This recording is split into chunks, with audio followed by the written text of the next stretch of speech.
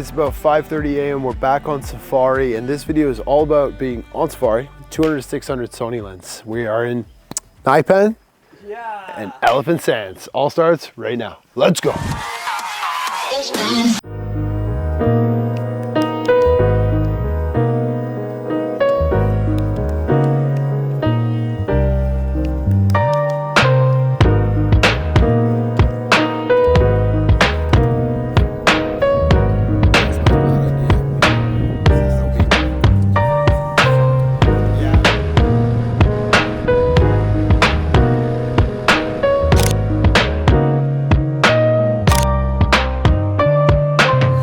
And good morning once again. We have made it to the main watering hole here in Naipan in Botswana, and we've got a nice sighting here of a lot of springbok and a giraffe drinking at this watering hole. Looks absolutely incredible. I'm about 400 on the 200-600 zoom range, and this lens is a really good option on safari. I've noticed over the last 8 days cruising through Botswana that it has been the primary go-to for my A7R5, and I've captured a number of very, very good images already in the first 3 videos now that are part of this series. And I keep on getting cut off this morning with trying to make my first piece to camera about this lens here, but I've paired it up with the Sony A7R5, and I've been meaning to make this video since the beginning. Actually, it was my first idea when we came to Botswana. I was like, I should make a video about the 200-600 on safari. I think that it's a very good option, giving you that zoom range, and it seems sharp enough from the examples that I've got. And in general, I've been really, really happy with it. I feel like I want to go to a prime. You know, I'd love to shoot the 300 2.8 or maybe a 600mm f4, but the prices are just, you know, astronomical, and they're big lenses.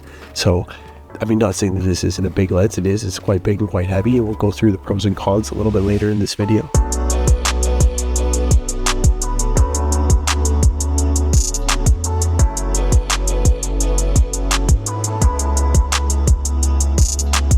All right, guys, our lion streak continues here in Botswana. We are seeing lions every single day in every video. So if you haven't seen the first 3, go check them out. And these are 3 female. We actually saw these same 3 female last night as well. And it looks like they've got blood on their face, so they must have made a kill last night. And our guide Opie, who's just sitting here beside me, told me he could smell something in the bush. So pretty certain that they've just eaten for probably a few hours. Now they're chilling out beside the road here. You can see them just past this antenna. And I'm going to show you what they look like with the 200-600, because in this situation, absolutely perfect to have this lens.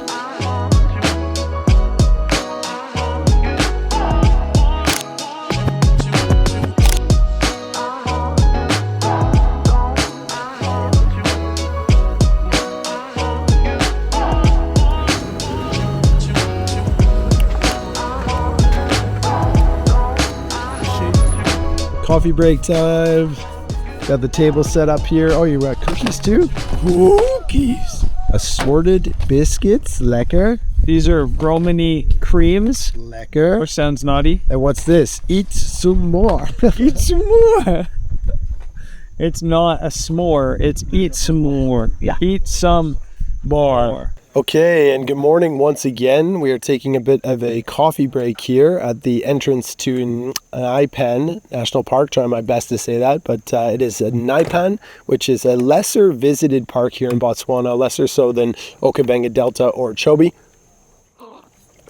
Lekker, instant coffee with milk and sugar. So the 200-600, it has been really useful on this trip, I must admit. It's my first time using it on safari, and having the extra zoom range from 400 to 600 over the 100 to 400 that I usually use has been awesome. And I'd heard from a few people who have this lens and seen some reviews online that it can be a little bit soft at 600, and I'm happy to say that from my experience so far, and I've been shooting with this for 8 days, it's been pretty nice. Like the image quality at 600, the sharpness has been really good. It depends a lot on sort of the heat haze, especially here in Botswana, where it's like been almost 40 degrees for like 4 or 5 days in a row.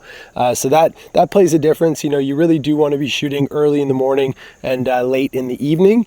But I have found that if you have good light on your subject, you know, side light, or if the sun is at your back and it's sort of hitting the subject and it's kind of that soft light, you get really, really quality, sharp results at 600. So that's very, very good news, especially for somebody who's thinking about taking this on safari. I think at 600 you can get really great results, especially paired with the A7R5 from Sony. The autofocus has been outstanding.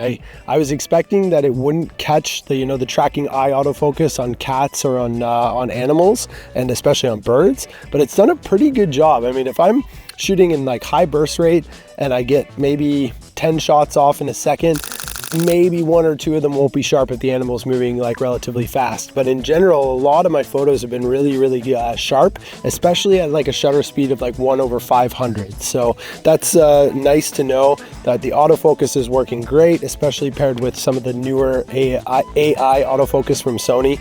And then at the, you know, longest end 600, they're coming out great. So a couple of good things about this lens for sure, but let's continue our day exploring the area, and I will share with you a few of the cons that I don't like about the lens. But in general, it's pretty great.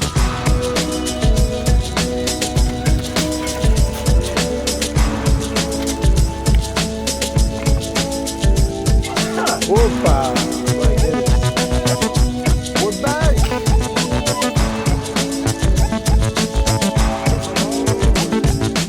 Hey guys, my name is Zachary and I am also shooting with the Sony 200-600. This is my first time actually using this lens. Most of the time I'm on the 100-400. I don't normally shoot something longer than that, but I rented this for safari and it's been absolutely perfect out here. I thought the reach, having the ability to go out to 600 has been absolutely perfect, but also the versatility to get a little bit wider with the 200. I've also used it for video, and you need some stabilization for sure, but it's been working great. I have it mounted on the A7R5, which has been good. I normally shoot with the A7R4. I've heard some things about focus issues, but with the A7R5, it's been great, and it's been my workhorse on this trip. Hi, this is Christopher D'Souza. I'm an amateur photographer shooting Sony for about 7 years, and I've had this beast of a 200-600 millimeter lens for over 2 years and largely use it on all of my wildlife, safari, and other photography. I like the versatility of zooming out and zooming in because you never know where animals are. And it works really well at 200, it works really well at 600, and quite well when I put on a 1.4 teleconverter. So very versatile lens, very sharp, and works beautifully with either the A1, which I use, or the A7 or 5, both of which have super focusing capabilities.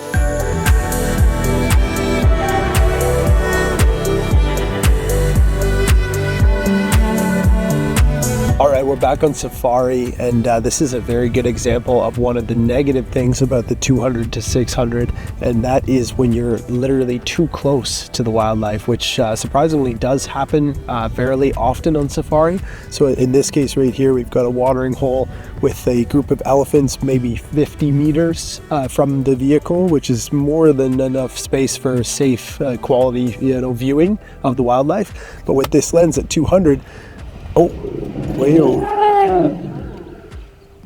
I hope you guys heard that. That's trumpeting from the elephants. That doesn't happen very often. So pretty cool, a little bit of action, and I didn't capture any of it. What? Oh, jeez. Goodness. Elephant politics. Looks like one of them's being forced out. Not happy about it.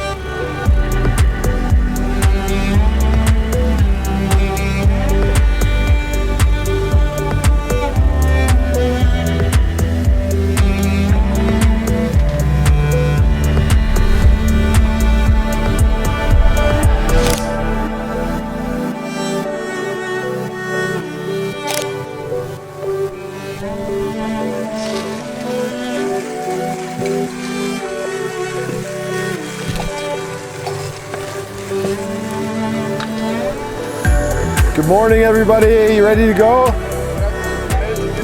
Let's hit the road, Jack.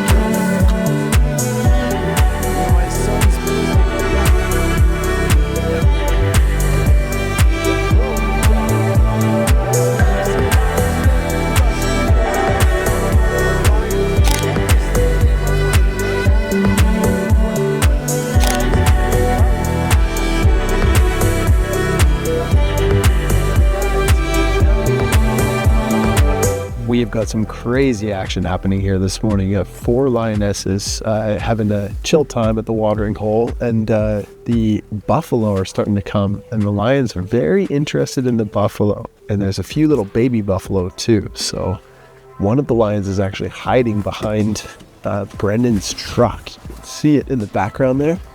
So Brendan and Tisa, the other part of our group, are in that vehicle right there, and the lion is hiding in the shadow behind their truck, trying to avoid the buffalo.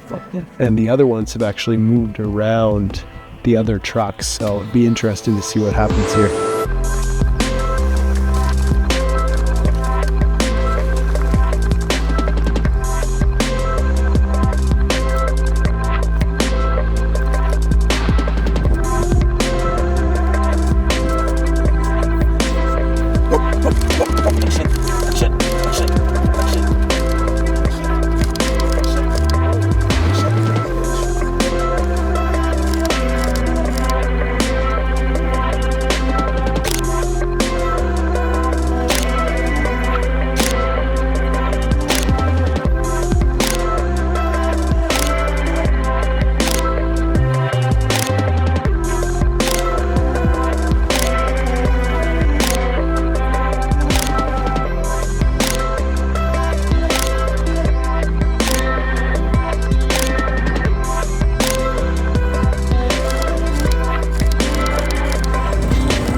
That was wild.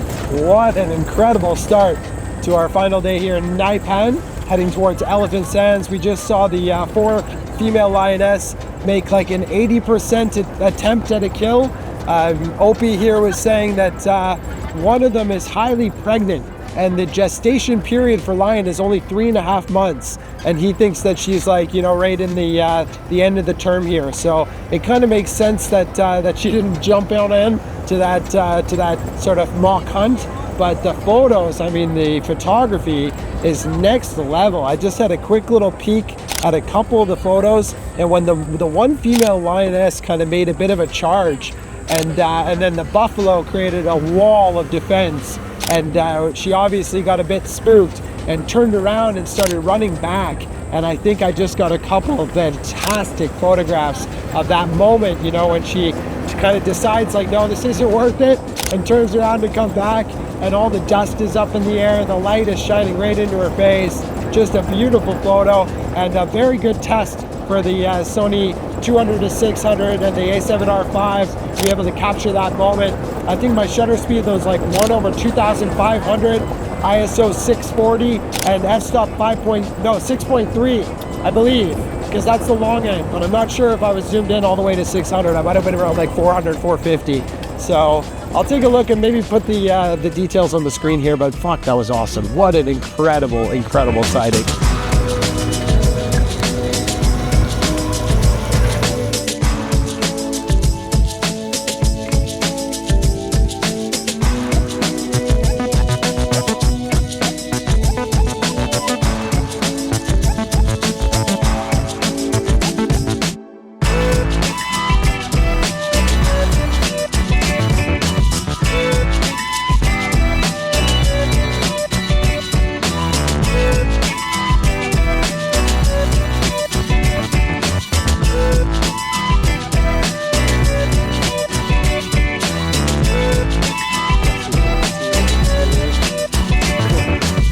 And good evening from Elephant Sands. It is dark. I have been here for like 3 hours and was editing photos and totally forgot to try and end this video. So here we've got a pretty nice setting, elephant in the background, bonfire going on right here, and a good opportunity to talk about the 200 to 600 once again. So this has been an absolute fantastic resource throughout the trip. It has been super useful and has been on my camera for the last 8 days for probably like 70% of the tour, to be quite honest.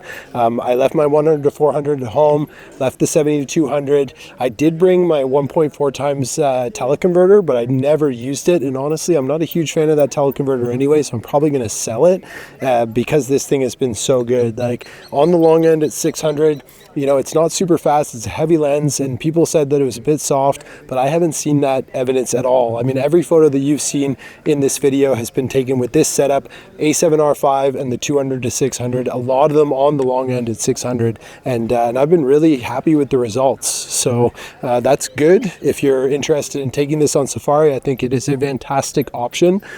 Primes are always going to be faster if you can get like an F4 or an F2.8. The issue that I see with that is that the depth of field at your minimum focusing distance, or not minimum focusing distance, you know what I mean? Like the depth between the focus point at your widest aperture can be like really shallow. And if you miss that focus, if you miss the eye, or if you miss the action, it's really hard to get the whole animal in focus. You know, you only get like a certain amount of the animal in focus at your widest aperture. So I found that at 6.3 at 600, I was actually getting a lot of the scene in focus. And a very good example is the lion from this morning. When the one female lion turned around and started running back, you know, I was just in high burst mode and hoping that the autofocus was going to nail it. And I got a few photos off that I think look awesome. And the lion is in perfect sharpness from front to back. So the lion is, you know, sideways, so I get a bigger pane, but still it's a good example of when having a little bit of a higher aperture is a good thing.